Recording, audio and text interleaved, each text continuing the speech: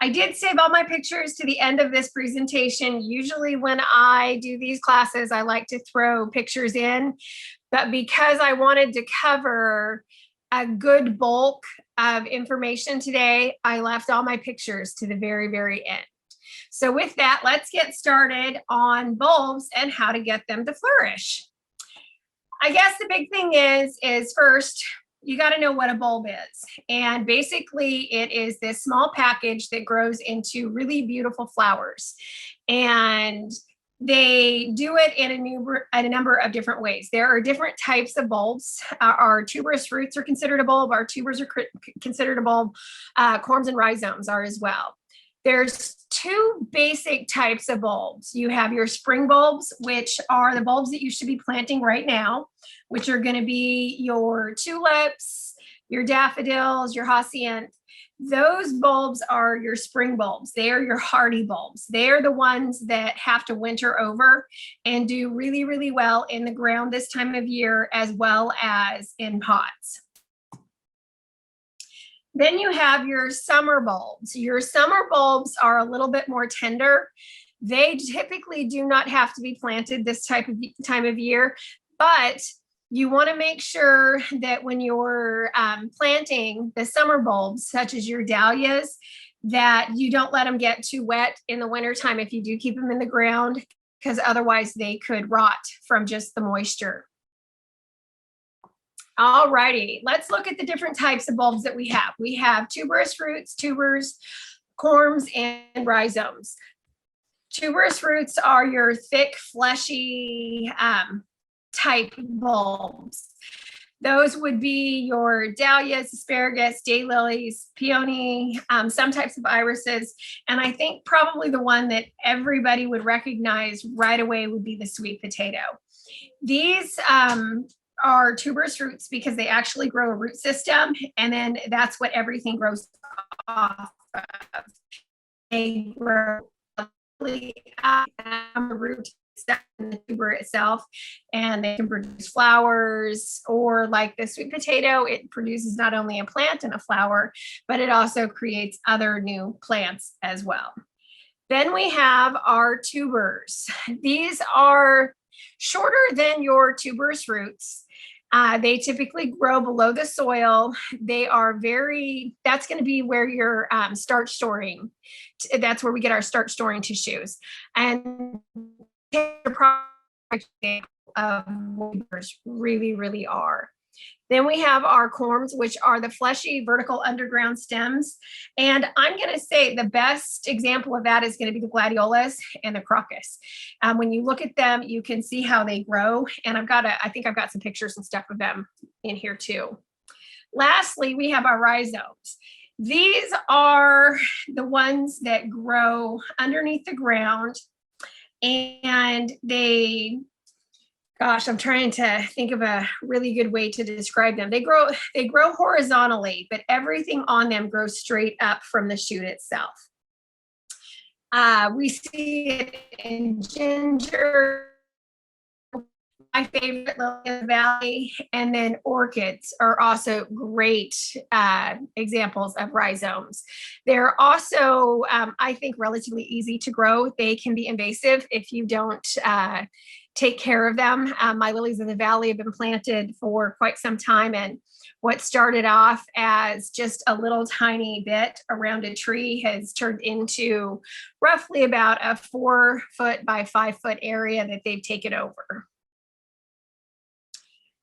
So when you want to start a bulb garden or thinking about a bulb garden, I think the first thing that you really want to do is think about what type of flowers you want to grow and what type of bulb you want to grow.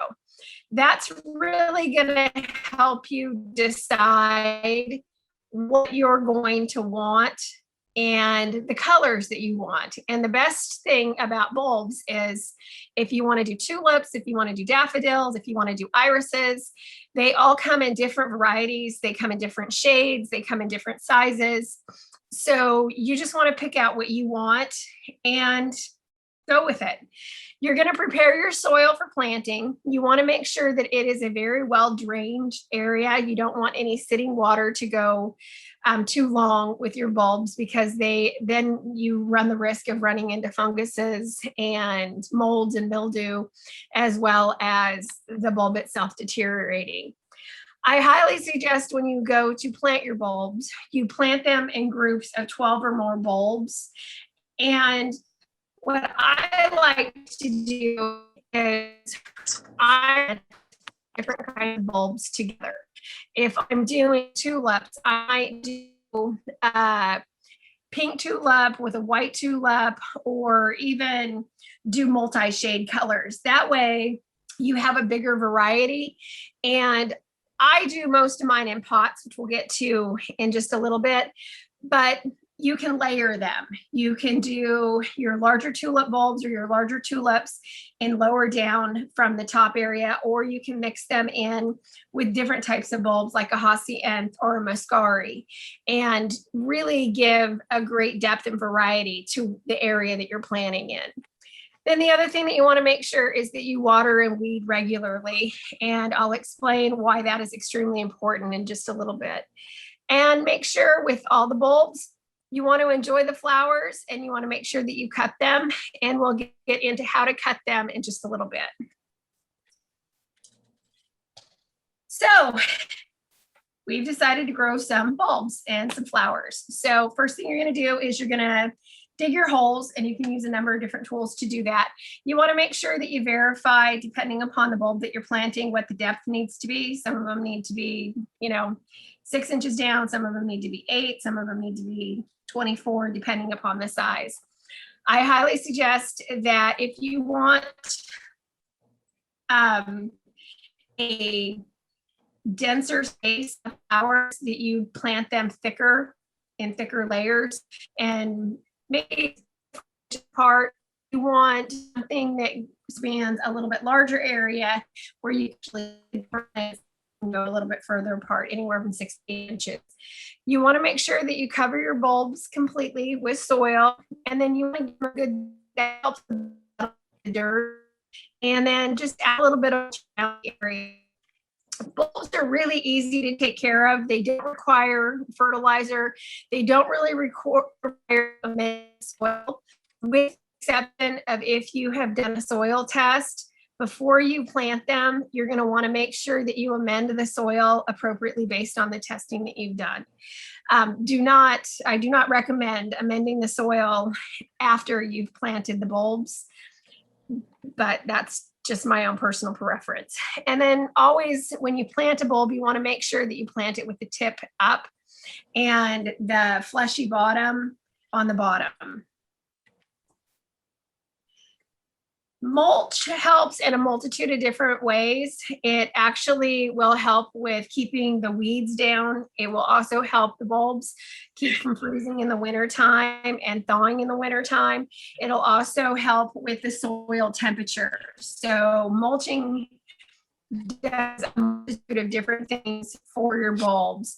The weeding regularly, which I mentioned before, you want to weed regularly because weeds actually take nutrients away from the bulb and the plant itself.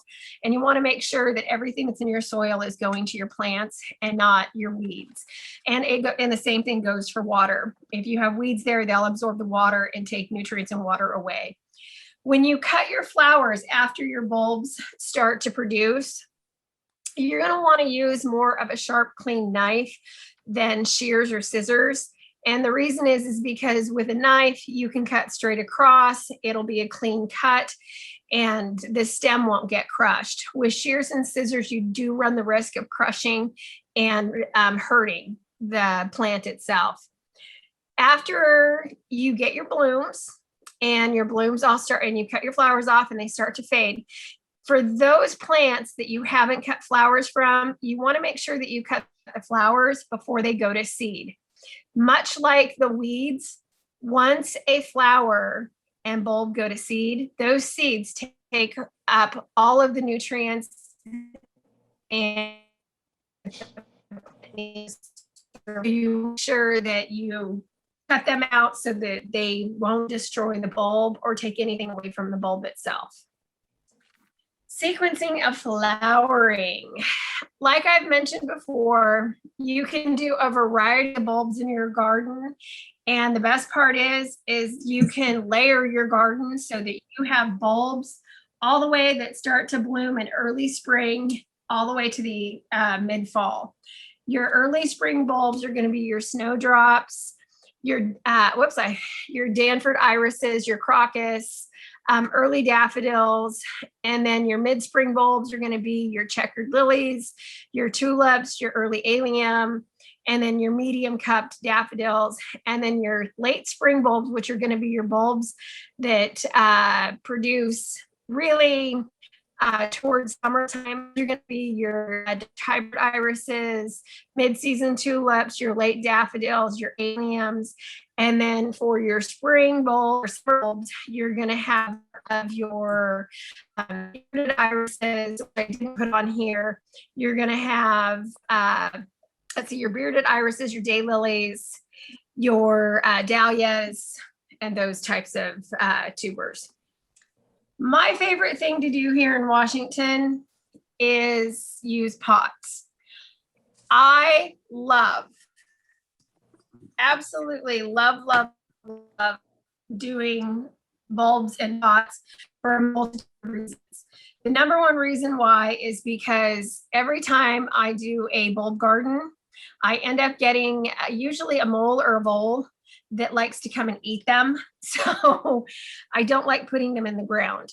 But the best part is that in pots, you can layer. You can do tulips and daffodils. You can do muscari. You can do irises and daffodils. I mean, you really do just about anything you want to do in a pot. And you're going to use the same philosophies the thing is you just want to make sure that you're picking the right bulb for you. First, you're going to pack your pots, and don't be afraid to overlap using different types of bulbs. Like I mentioned, you can use as many as you want and different sizes as you can.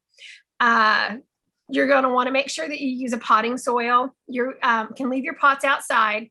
The cold, believe it or not, stimulates the growth and flowering in the bulbs. It's called wintering over. If you live in an area where you don't get a lot of cold weather, where the temperature doesn't drop down to, you can actually dig all your bulbs up, especially your tulip bulbs, and you can actually put them in your refrigerator, and you can winter over in your refrigerator. You want to do the same thing. You're going to want to do the same thing with your flowers in the pots as you do in the ground. You want to make sure that you cut the flowers, allow them to fade and die back, and then you can remove and replant in the fall or leave them in the pots, depending upon how, depending upon how cold it gets in your specific area. Once your bulbs have died back, you don't have to do anything with them. If it's mid-spring and you have daffodils, they're done, you cut the flowers off and they've faded back, you can go ahead and just leave that area. You don't have to worry about watering it really until autumn. That's when you will start the process all over again. Indoor bulbs. The most famous, I think, indoor bulb is probably the amaryllis. We see it at Christmas time all the time. It's probably, in all honesty, one of the most popular selling items for indoors outside of the orchid. It is a summer bulb that needs to be brought in the wintertime. It does not do well outside. You will need to bring it in, and you'll need to also remove the bulb each year.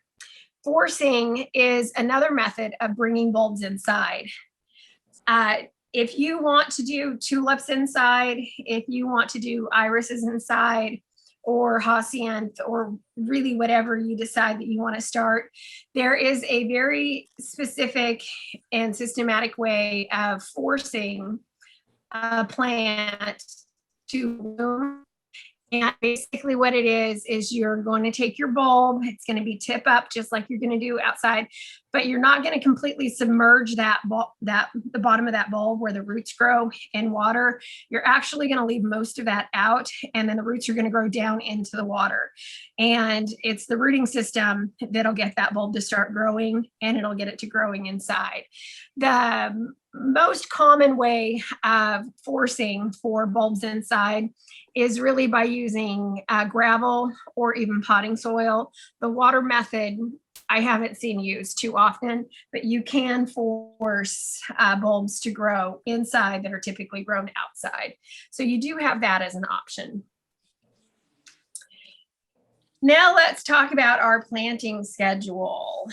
It all depends on your zone. I think most of us here are in zone, I want to say 8. If I'm wrong, somebody correct me on that, but I think we're zone 8. Depending upon your zone is when you want to plant. For zones 4 through 7 in the colder climates, it's 6 to 8 weeks before the ground freezes. The soil temperature shouldn't be any lower than 40 degrees and really shouldn't be any higher than 50 degrees Fahrenheit. In zones 8 through 10, you're going to do it a little bit earlier than that and maybe go out as early weeks before the first freeze. And that's because it's going to take the ground a little bit longer to get cold enough. So you just want to make sure that you know what zone you're in so you know what your planting schedule is going to be. If your soil doesn't freeze, as I mentioned before, you can take your bulbs out of the ground and you can put them in your refrigerator for storing, and they can winter over in there, and then you can plant them again as soon as the ground starts to thaw. The big thing is you want to make sure that if you end up doing that, that you actually have ground that is well ventilated and is well drained. You don't want to put your bulbs in an area where you're not going to have very good drainage, because it could deteriorate the bulb and cause issues with fungus, mold, and mildew. The planting schedules are pretty set. The nice thing is when you buy your bulbs, there's usually on the back of the package, it gives you this information. So for zones 4 and 5, that's really going to be September to October. For zone 6 and 7, October to November. And then for here, November, early December, December to early January for zone 10. So just know what zone you're in. Keep in mind that every zone has an A and a B. The A and the B in the zone actually has to do and deal with temperature. And there is a temperature difference between zone 8A and 8B. And it would be very, I highly recommend that if you are in zone 8A, that you know you're in zone 8A, because you're going to get a little bit colder than zone 8B. And so your planting guide may be slightly different, because if you're getting down to the 30s or 40s earlier, you may be able to go to plant in late October. So just know when your temperature changes and know which A and B zone you're in, because it does differentiate. I think about 10 degrees or more. And then planting schedule for summer bulbs. Your summer bulbs are going to be planted March through May for zones 8 through 10, and May to June, zones 4 to 7. And those are going to be your daylilies, your dahlias, and those types of bulbs, your turmeric, your ginger, and any of your other plants like your potatoes, asparagus, and so forth. All righty, now we get to some of the do's and don'ts, which I think I've covered. I seem to be talking really fast today, and I apologize for that. The biggest do's and don'ts, I think the biggest do is, if you like bulbs, try them. Try them and find out if they are what's right for you. So always plant your bulbs in a border or beds with good drainage. I think I've mentioned at least twice now that the good drainage is imperative to keep out your mold, mildew, and your funguses. You do not want to use strong commercial fertilizers or fresh manure when planting. You will actually harm the bulb, possibly even killing it if you do so. Bulbs really do not require a lot of maintenance, which is really nice about them. Always cut as little foliage as possible, and that is because you don't want to harm the plant itself. Do not let a tulip flower go to seed. When in really it's any bulb, you don't want to let any of them go to seed, but especially with tulips, because those seeds will take up all the nutrients that that bulb is requiring and will harm that bulb, if not kill that bulb itself. Always let the foliage die back before trimming or digging them up. That way you know that the bulb is dormant, so that it is safe to go ahead and take those up. Never dry your bulbs in the sun. You'll scorch them and burn them, and they won't grow. So you want to make sure that when you are digging your bulbs up and you're drying them, you want to do it in shaded areas, in a well-ventilated area that is not damp. Always store your bulb, and this kind of goes with the storage as well. Always store area to prevent mold or mildew, and do not store them in an airtight container, because they will, if you have winter them over in your refrigerator, they will end up getting moisture, they will end up ruining and getting mold and mildew, and it's not fun. I will also recommend, I don't know how many people live in a forest area like I do. If you're going to store your bulbs, I usually do mine in a brown paper bag, but I put mine after they've completely dried in the brown paper bag in the refrigerator. Do not store them just in your garage in a paper bag or in a box. And the reason why I don't recommend this, and this did happen to me, I believe my second year here, we had nice little creatures get into our garage, and I'm assuming it was probably a field mice or deer mice that got in and ate them all. So I do not recommend keeping them where anything can get to them, because the mice will find them, they will eat them, and that is never fun. So put them in a paper bag and put them in your refrigerator if need to. Otherwise, store them in an area where little creatures can't get to them. Don't grow your tulips or any of your bulbs in the same place year after year after year. Just like with our vegetable garden space, we don't want to grow anything in the same area for too long, because that's when mold, mildew, fungus, and pests can start to invade the bulbs and the plants, because they know they're there. So you want to make sure that you rotate them around every couple of years just to avoid that. And I always recommend labeling your bulbs properly. Write it with a pencil on a plastic, or even, however you need to label them, but write down exactly what they are, where they are. Don't rely on your memory, because I can guarantee you, because I've done this, I've done a lot of things the wrong way, you might find out. You'll rely on your memory, you'll dig something up, and then when you go to replant it, you'll think it is one thing because you've labeled it as that, but it is something else. And a perfect example of that is, I honestly thought that I had some purple bearded irises. I had them dug up, I had them separated, I was ready to plant them, they were labeled, and it turned out that they weren't purple at all, they were actually red, and intermixed with them was a couple of other things. So don't rely on your memory, just properly label it, and you'll save yourself the hassle and not learn from my mistake of being, okay, that's not what I thought, but it's beautiful anyway. And here are the sites that I used for all of the information in this. I did email this presentation to Gary and to Alice, and I included another, excuse me, I included another PDF as well as the one that Alice put together. And so you should get 2 PDFs and this presentation when you come out. if you ask for it. And here are some pictures of some of the bulbs. What you see is a garlic bulb, and then you have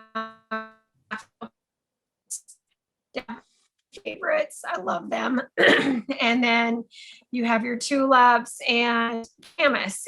Actual lower picture of the 6-petaled flower. Camas actually grows here natively, which is really, really cool. And I don't know how many people know this or not, but the Cowlitz Indian tribe does a camas dig once a year, every year. And I believe the information for that is public. And then here's some container gardening. If you want to do your bulbs in pots, how you can layer them with the different colors, different types, and how they are planted. And then my favorite here is, this is what it looks like when you force to bring bulbs indoors and how you do it. Do we have any questions?